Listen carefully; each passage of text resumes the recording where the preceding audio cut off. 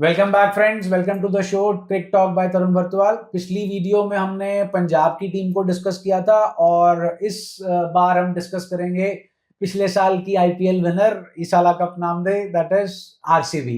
तो आरसीबी ने किन किन प्लेयर्स को रिलीज किया है, ट्रेड तो इन्होंने भी किसी प्लेयर का नहीं किया, और कितना इनके पास पर्स है और इनके टारगेट स्लॉट्स जो हैं ऑक्शन के अंदर क्या हो सकते हैं, इसके बारे में डिस्कस करते हैं। तो इसके बारे में सारी इंफॉर्मेशन जो है वो जेसन जी आपके साथ शेयर करेंगे। तो जेसन जी पहले बताइए किन प्लेयर्स को रिलीज किया गया। सर इन्होंने अपने आप पहले वो बताइए जो बढ़िया वाले इन्होंने वैसे कुल मिला के 8 प्लेयरों को रिलीज किया है। 8 प्लेयरों को रिलीज किया है। बड़ा नंबर है मेरे बहुत ख्याल बहुत से। बड़ा नंबर है। जी।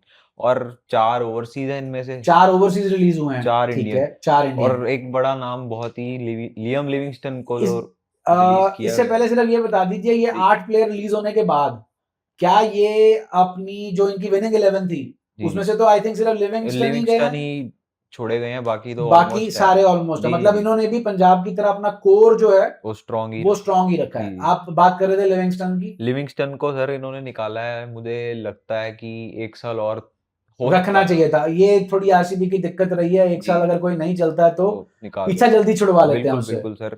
और ऑफ स्पिन ऑप्शन भी दे रहे थे, ऑफ स्पिन भी था, लेग स्पिन भी था। जी। पावर प्ले में अच्छे और हिटर भी था तगड़ा। इनके पास और कोई हिटर है उस इस लेवल का रदरफोर्ड के अलावा? वो अपना रोमारियो शेफर्ड है। जी। और इसके अलावा इन्होंने जो प्लेयरों को छोड़ा है उनमें से टिम साइफर्ट है। Tim Seifert opener New Zealand. जी न्यूजीलैंड के, वो वन डाउन भी मेरे ख्याल से अच्छा कर सकते हैं।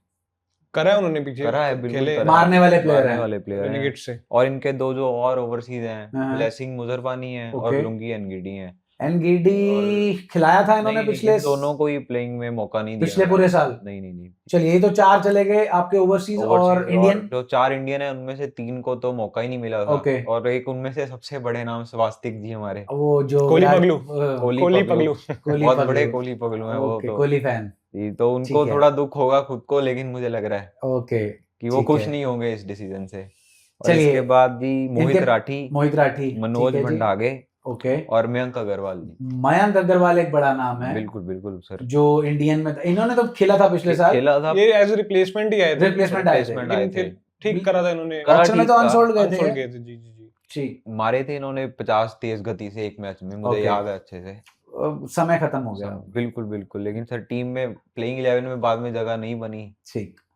पर्स कितना आ गया इनके पास? पर्स सर मेरे ख्याल से कुल मिलाकर 16.5 करोड़ के आसपास। 16.5 करोड़ के आसपास। और मुझे जहां तक लगता है कि इनको लियम लिविंगस्टन की रिप्लेसमेंट ढूंढनी पड़ेगी। एक ऑलराउंडर चाहिए, चाहे वो स्पिन ऑलराउंडर ही चाहिए इन्हें, क्योंकि उनका हाथ था ट्रॉफी जिताने में इनको। तो उसके लिए तो जाना ही पड़ेगा, एक रिप्लेसमेंट देखेंगे जरूर। और किन चीजों को टारगेट कर सकते हैं? इनका पेस अटैक है सर, लेकिन नहीं भी है। भुवनेश्वर है, हेजलवुड है। और जैसे हम बात कर रहे थे पीछे, डॉक्टर भवेश जी बताएंगे यश दयाल की बात कर रहे हैं। तो वही जैसे बोला इन्होंने कि पेसर हमारे पास हैं 3, आरसीबी के पास पेसर 3 जरूर हैं फ्रंट लाइन। लेकिन अब उनमें एक पेसर जो है यश दयाल जी, उनका डाइसी है काफी, क्योंकि अभी डोमेस्टिक भी उन्हें खेलने नहीं दिया गया, अपनी टीम की तरफ से नहीं खेलने दिया गया, जो लीगल ट्रबल्स में थोड़ा चल रहे हैं। तो ओके उस पे हम नहीं कमेंट कर सकते, लेकिन मामला अंडर जुरिसडिक्शन है, तो हम अपनी तो दे नहीं सकते उस पे राय। तो लेकिन हाँ, ये एक डाइसी है उनका। तो इनके पास सिर्फ भुवनेश्वर है और हेजलवुड है और रशीक वो अच्छा प्रॉस्पेक्ट है इनके पास। रशीकदार इज अ गुड बॉलर। वो बस मिडिल ओवर और प्रोन है। नहीं, अभी रणजी में उन्होंने डेब्यू किया, आई थिंक 7 विकेटें निकाली थी उन्होंने इनिंग्स में या मैच में, तो अच्छा परफॉर्म किया है। तो इंडियन बॉलर उनके पास वो एक है, और जो वेस्ट इंडीज ऑलराउंडर है वो भी पेस मीडियम पेस ऑप्शन है। लेकिन मुझे लगता है कि लेफ्ट आर्मर की जरूरत होती है, हर टीम में होती है। अगर यश दयाल इन केस नहीं खेले तो चेतन सकरिया की तरफ जा सकते हैं, क्योंकि वो मतलब कोलकाता के बाद से वो मुझे ऐसा लगता है कि वेस्ट ऑफ इंडिया कैप है उनके पास, व्हाइट बॉल। चेतन सकरिया, हाँ, डेब्यू हो चुका उनका। आई डोंट नो वो किस भंवर में फंसे हैं, कहीं अच्छा करने के बाद, जहां पे आपको याद होगा वो दौर कोविड के टाइम का, जहां पे प्लेयर्स अवेलेबल नहीं हुआ करते थे। राजस्थान की तरफ से खेले, तो नटराजन और सकरिया और ऐसे काफी सारे प्लेयर्स आगे आए थे, लेकिन सकरिया गायब हो गया। ऐसी टीम में इनको जाने का मौका मिलना चाहिए जहां पर इन्हें मौका मिले, प्लेइंग 11 में मौका मिले, तभी तो टैलेंट का सही उपयोग हो पाएगा। अगर अब और एक और आप बात करते हैं आकाशदीप, क्योंकि वो खेल चुके हैं आरसीबी की तरफ से, वो तो फ्रंटलाइन पेसर हो जाएंगे, थर्ड पेसर आ जाएंगे उनके, वो भी इंडियन, और लंबा छक्का भी मारते हैं। बिल्कुल बिल्कुल मारते हैं जी। अब वही देखना होगा कि क्या सोचती है आरसीबी और इन दोनों में से किसकी तरफ जाएगी, या हो सकता है दोनों की तरफ भी जाए, दोनों पेसर्स की तरफ, और एक इन्हें ऑलराउंडर लेना पड़ेगा। वो इंडियन भी हो सकता है, इंडियन अच्छे ऑलराउंडर पड़े हुए हैं डोमेस्टिक में। तो मोर और लेस जैसे पंजाब सेटल्ड लग रही है, ये भी सेटल्ड है, बट स्टिल इनके पास भी 16-16.5 करोड़ का पर्स है।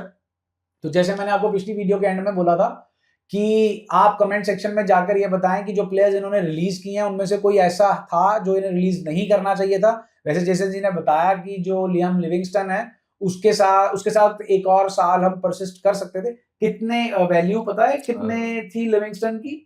नहीं सर, अराउंड 4-5 के अराउंड था ये, 4-5 करोड़ के अराउंड। और कौन सा प्लेयर जो है वो आरसीबी को टारगेट करना चाहिए जो आने वाली हमारी मिनी ऑक्शन है उसके अंदर? तो कमेंट करके जरूर बताइएगा। 2 टीमें जो है वो हमने एनालिसिस इनका कर दिया है, और भी टीम्स के एनालिसिस धीरे धीरे जो है आपके सामने पेश करेंगे।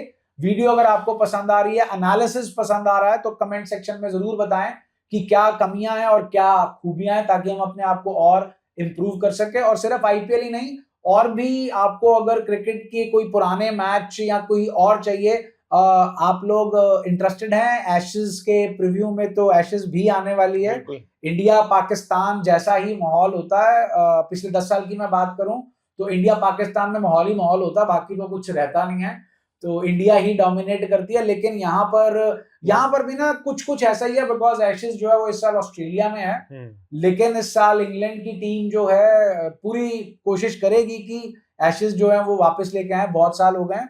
तो उसका प्रीव्यू चाहिए तो जरा कमेंट सेक्शन में थोड़ा सा बज़ बनाएं, ताकि हम उसका भी आपके लिए प्रीव्यू करें। Thank you, take care.